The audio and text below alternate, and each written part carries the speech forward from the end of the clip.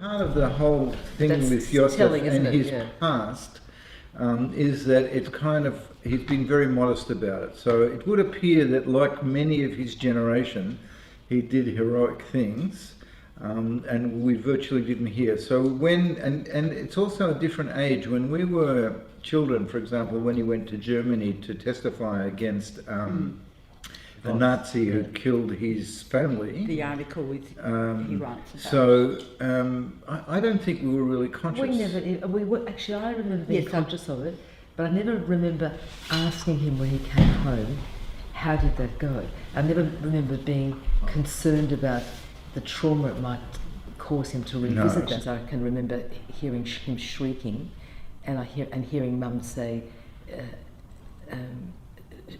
"De cholemst nog, it's only a dream."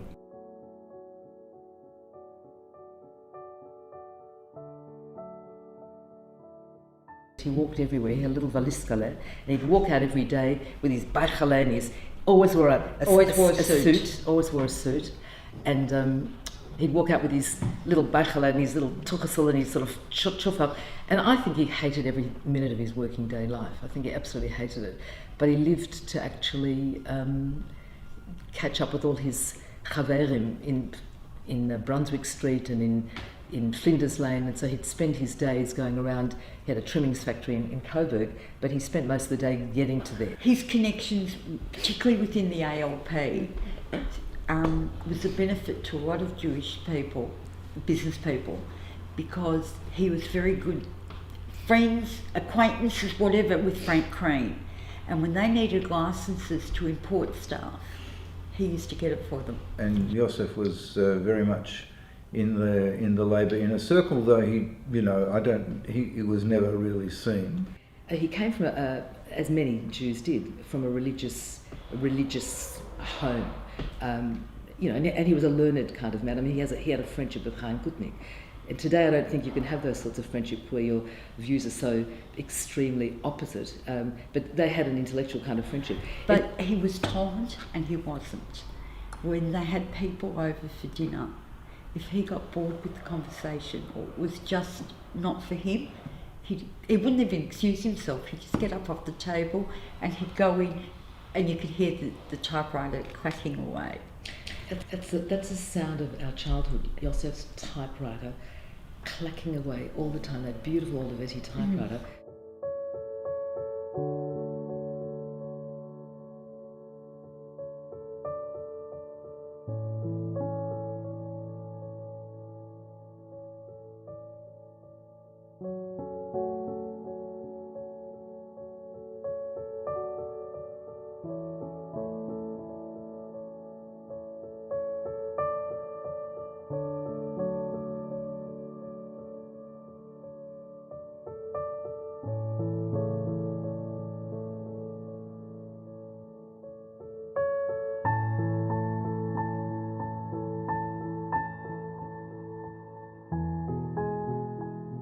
The task of the Aufbau was to gather people who weren't heading to Israel and provide them with two things, basically: a working skill, and a visa.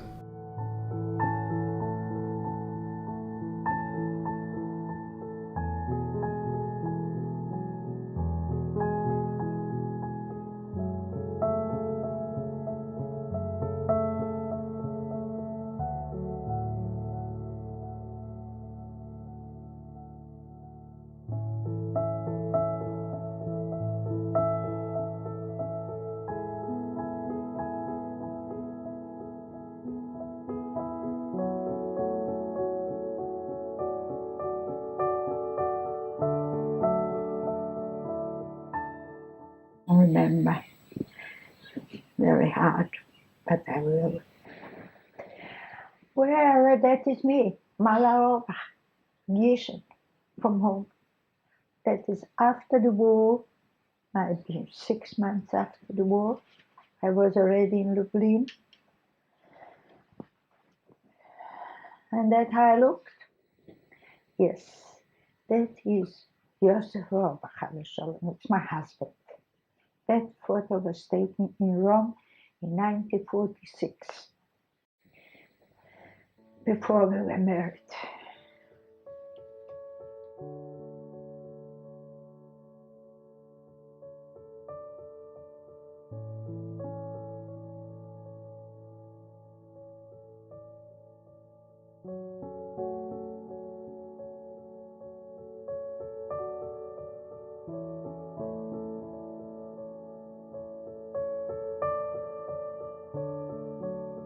It was the first conference after the war, the survivors, the first Chayalim who came to Rome. We met at that time with the Pope, which we accused him, my husband and I and some others, that he hasn't done anything to help the Jewish people in Poland, which he could. If he would have said only one word, don't betray them, that he did. He didn't have any answers.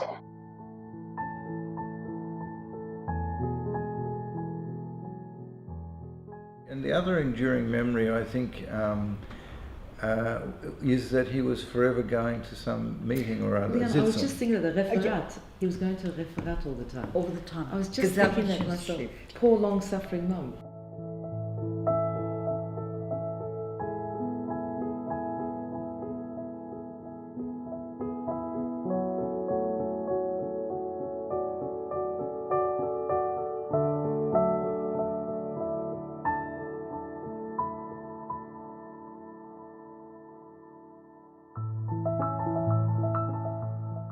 That was taken in 1948 in Rome, after the establishment of the State of Israel.